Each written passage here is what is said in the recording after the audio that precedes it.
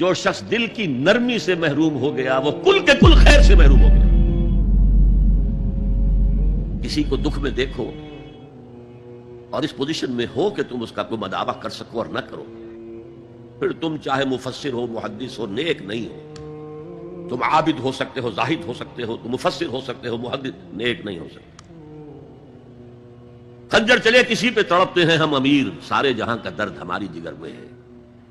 اگر یہ رفق نہیں ہے، اگر یہ ہمدردی نہیں ہے، اگر کسی کو دکھ میں دیکھ کر آپ تڑپ نہیں اٹھتے، اگر اس کی مدد کرنے پر قادر ہو اور نہیں کرتے تو کل خیر سے محروم.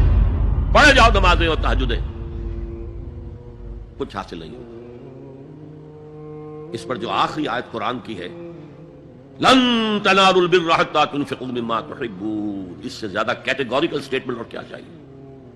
لن کے ساتھ جو نفی ہوتی ہے فعل مضارع میں، انتہائی موقت، ہرگز نہیں پہنچ سکتے نیکی کے مقام کو جب تک کہ خرچ نہ کرو ان میں سے جو چیزیں تمہیں پسند ہیں. قمیض پھٹ گئی ہے، بوسیدہ دے دو کسی کو، یہ نہیں ہے خیرات و صدقات، بلکہ جو تمہیں محبوب ہو. لن تنالوا البر، بر کے مقام تک نہیں پہنچ سکتے.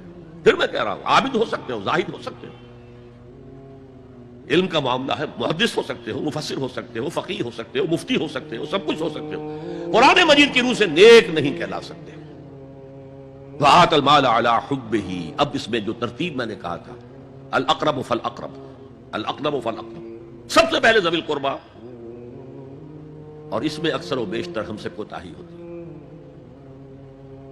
دور دراز کے لوگوں کے ساتھ نیکی ہو رہی ہے، سگے بھائی کی بیوہ اور یتیم بچے جو ہیں وہ محروم ہیں، انہوں نے اس وقت یہ کر دیا تھا، یہ کر دیا تھا. ظاہر بات ہے کہ رشتہ داروں سے تو شکایتیں ہوتی ہیں، یہ تو ہمیشہ ہمارے مخالف رہے ہیں جی، ان کی ہم کیسے مدد کریں.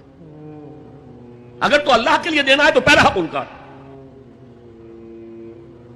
من احب للہ وابغض للہ واعطى للہ ومنع للہ، اللہ کے لیے دیا ہے اگر تو اپنے اس نفس کے جو انتقام کا جذبہ ہے اس کو کچلو، اور جس کا سب سے پہلا حق ہے اس کو پہنچاؤ.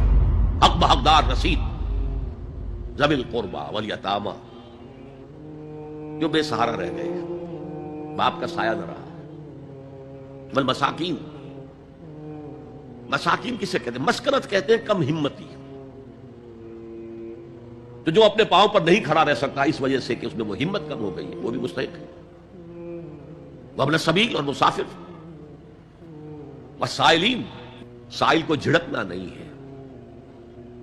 ولا اما السائل فلا تنہر، جھڑکو نہیں. اچھا بھائی نہیں، معاف کرو، میرے پاس اس وقت آپ کی مدد کے لیے کچھ نہیں ہے، میں کچھ نہیں کر سکتا. بلکہ یہاں تک بھی فرمایا سائل کو ضرور دو، چاہے وہ گھوڑے پر سوار ہو کر تمہارے دروازے پہ آیا. کیا پتا اس کی واقعی الجھن کیا ہے.